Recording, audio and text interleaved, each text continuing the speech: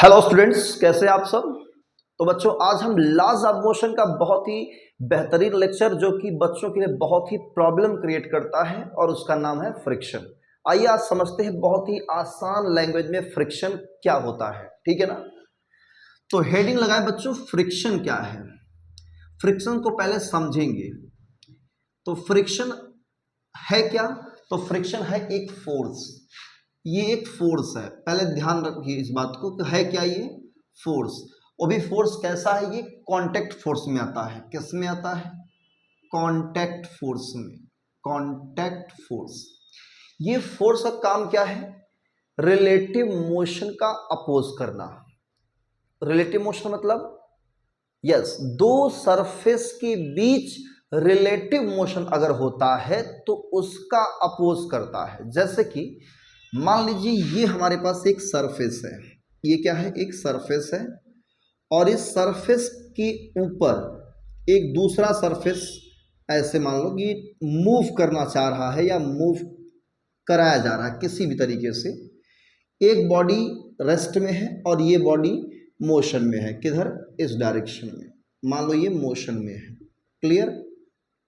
इस बॉडी पर ये बॉडी क्या कर रही है? मूव कर रही है ऐसे।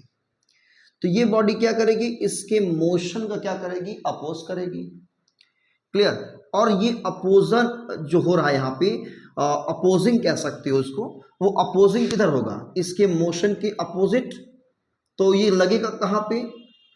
इन दोनों कॉन्टेक्ट सरफेस के बीचों बीच एक अपोजिंग फोर्स काम करता है और इसी को हम लोग कहते हैं फ्रिक्शन। और ये कॉन्टेक्ट सरफेस में, अब ये रिलेटिव मोशन कैसे अपोज करता है, ध्यान दीजिएगा। रिलेटिव मतलब ये रेस्ट में है और ये मोशन में है, तो इसके रेस्पेक्ट में ये मोशन कर रहा है और इसको क्या लगेगा? इसको लगेगा कि कोई भी चीज हमारी पीछे जा रही है। इसको क्या लगेगा? ये बॉडी पीछे जा रही है। इसको लगेगा ये बॉडी इधर जा रही है।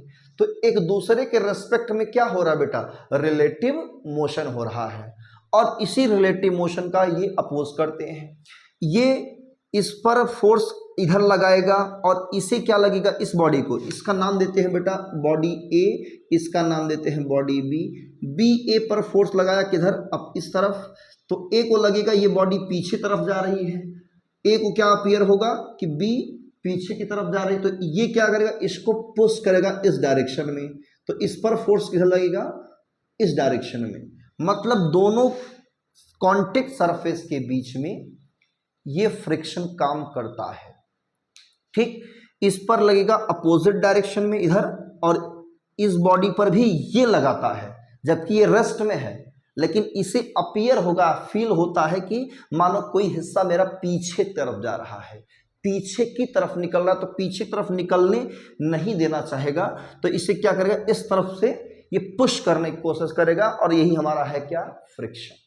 अगर ये फ्रिक्शन ना होता तो आज हम लोग चल ना पाते, ये लिख ना पाते बोर्ड पर। ठीक, तो फ्रिक्शन का जो सिंबल होता है वो स्मॉल एफ होता है। और फ्रिक्शन की जो कैटेगरी है वो है दो। मतलब फ्रिक्शन दो तरीके का होता है।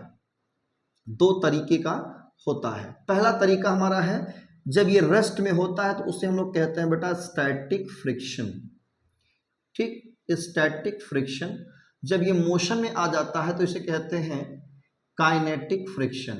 क्या बोलते हैं? काइनेटिक फ्रिक्शन, या इसी को कुछ लोग डायनेमिक फ्रिक्शन भी कहते हैं। स्टैटिक फ्रिक्शन का जो सिंबल होता है बच्चों, उससे हम लिखते हैं एफ एस और इसको बोलते हैं एफ के, काइनेटिक फ्रिक्शन को। ठीक है बच्चों। और साथ ही साथ ये जो फ्रिक्शन लग रहा है उसका मेन कॉज अगर कोई पूछे कारण क्या है, तो उसका कारण सिंपल सा ये है कि कोई भी सरफेस कितना भी पॉलिशिंग क्यों ना हो, चिकना क्यों ना हो, कोई भी सरफेस कितना पॉलिशिंग क्यों ना हो, कितना चिकना भी क्यों ना हो, कुछ न कुछ रफनेस रह जाता है।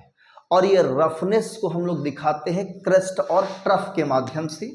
ध्यान देना बच्चे, जैसे कि ये सरफेस है तो ऐसे इसका हम रफनेस ऐसे दिखाते हैं। ये है इसका रफनेस, ये क्रेस्ट, ये ट्रफ, फिर क्रेस्ट ट्रफ, इस तरह से इसका हम रफनेस दिखाते हैं। रफनेस ऐसे ही होता है।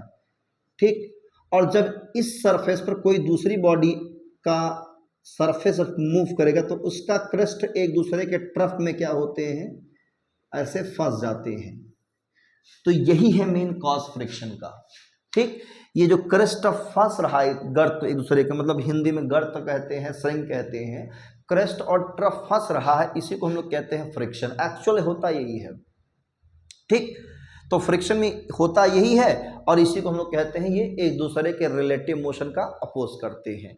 और जब बॉडी रेस्ट में है तो स्टैटिक फ्रिक्शन लगा है, वही फ्रिक्शन को हम लोग क्या कह देंगे, काइनेटिक। जब दोनों बॉडी मोशन कर रहे हो या एक बॉडी के ऊपर दूसरी बॉडी मूव कर रही है तो मोशन के दौरान जो फ्रिक्शन होता है उसे काइनेटिक फ्रिक्शन कहते हैं। आई बात समझ में? यही है फ्रिक्शन। तो इसका जो आगे का टॉपिक होगा बच्चों वो हम नेक्स्ट लेक्चर में बात करेंगे। आज के इस वीडियो में सिर्फ इतना ही। अगर आगे और भी इस तरह से वीडियो अगर आपको चाहिए बेटा, आपको सीखना है सर टेक्निकल नॉलेज को, तो सब्सक्राइब कर ले जो पहली बार देख रहे हैं, और आगे शेयर कर देना बेटा। तो इसकी आगे का जो हिस्सा होगा हम नेक्स्ट वीडियो में लेकर के आए, तब तक पढ़िए। All the very best, thank you.